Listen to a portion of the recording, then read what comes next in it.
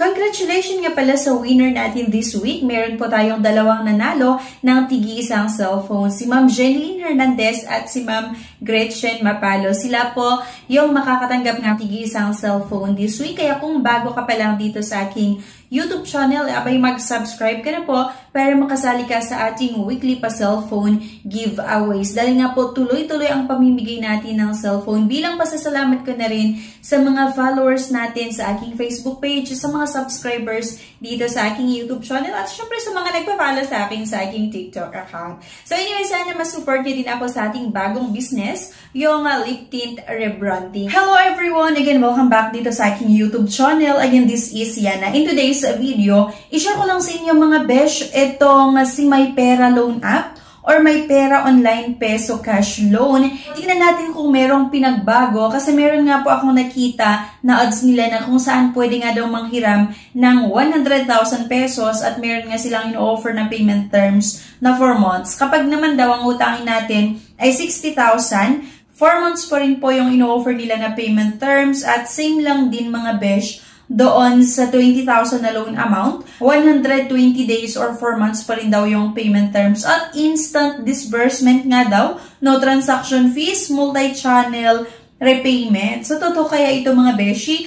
Pero bago ang lahat, kung naghahanap po kayo ng ibang option na pwedeng mautangan online, meron po akong nilagay na 8 or 9 link na makikita nyo nga po sa comment section at sa description below. Pwede nyo i-click yung mga link na yan. Okay? At i-explore. Pero disclaimer lang, itong mga pautangan na ito, mga besh, ay hindi po nila ako binayaran para i-endorse sila. Based lang ito mga beshi sa personal experience ko po as a user. Nasa sa inyo pa rin kung gusto nyo siyang subukan or hindi. If declined sa bank and other loan apps, pwede nyong subukan yung ibang options. See the links sa description at sa comment section below. Click the link and apply. Disclaimer, try or apply at your own risk. Let's get back to the topic. So, paano nga makautang tayo dito kay My Pera Loan App? Kailangan natin i-download, okay?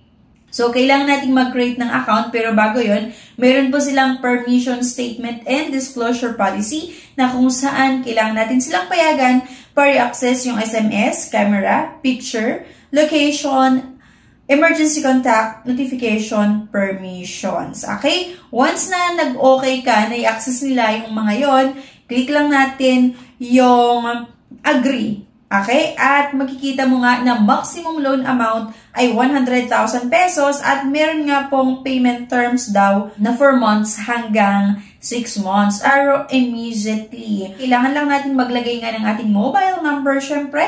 At ito, kailangan nyo sagutan itong mga personal information. So, ito, residential region, residential province, municipality or city, detailed address, residence length, marital status, and so on. And then, syempre, hindi nawawala mga besh yung emergency contact. Dalawa lang naman daw itong hinihingi po nila in order to apply for a loan successfully.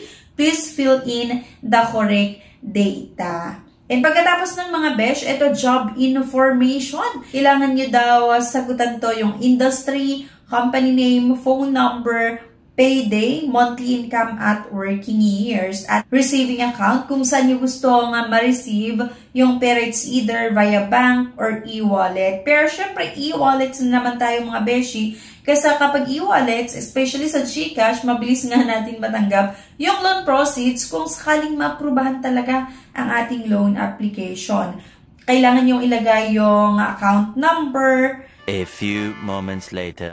After ilang minuto na pag-aantay natin, merong message nga sa akin na approve na nga daw ang aking loan application. Kaya lang mga besh, napakalaki po yung processing fee, yung mga interest niya, na same lang din siya talaga sa ibang mga loan app. Kaya hindi ko rin talaga nire-recommend itong pautangan sa inyo or itong loan app na ito sa inyo. For example, mga beshi, yung naaprubahan ay 2,800, bali ang matatanggap mo lang ay 1,764 pesos. Akalain mo, agad-agad, kinaltasan na nila ng mga processing fees, lahat ng mga gusto nilang ikaltas, tas doon nga sa 2,800 pesos, ang matatanggap mo lang ay 1,764. The service fee is 448. management fee is 560, and then interest is 28. And you will pay the 2,800 plus 84 pesos.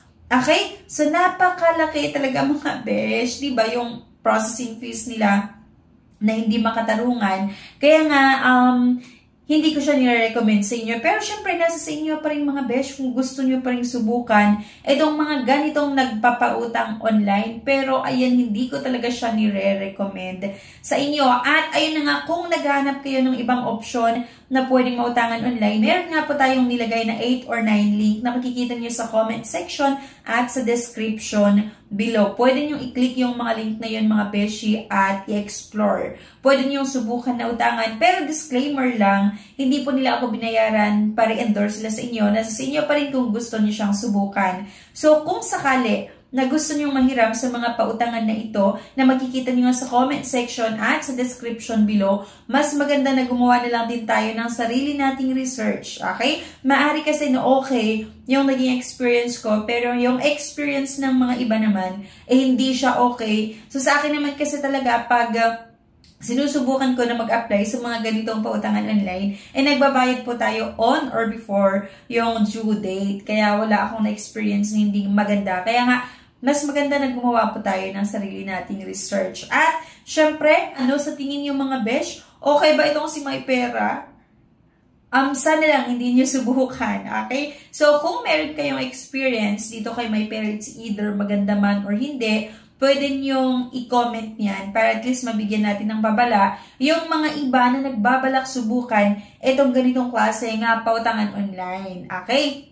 Doon nag-approve naman talaga sila, pwede natin magamit sa mga pang-emergency na pangangailangan. Pero kasi, in terms nga po sa interest, yung payment terms na 7 days lang ay hindi talaga siya maganda. Okay? So, yun lang mga besh. Anyway, sana may nakuha kayo na idea sa video na ito. Please don't forget to click the subscribe button. Sana i-like nyo yung video na ito at i-share nyo na rin. Thank you guys and bye-bye!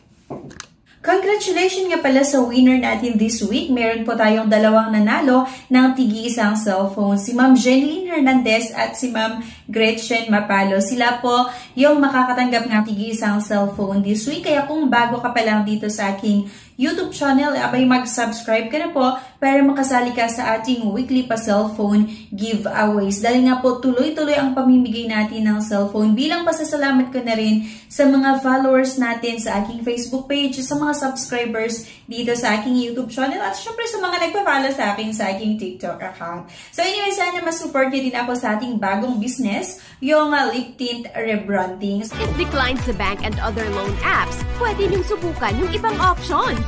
See the links sa description at sa comment section below. Click the link and apply. Disclaimer, try or apply at your own risk.